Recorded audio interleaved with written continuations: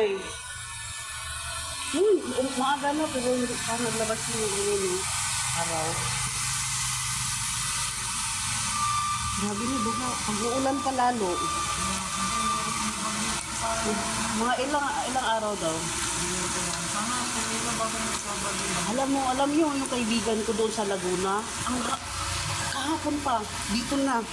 Ano pa kaya ngayon? Hindi nagtigil yung ulan.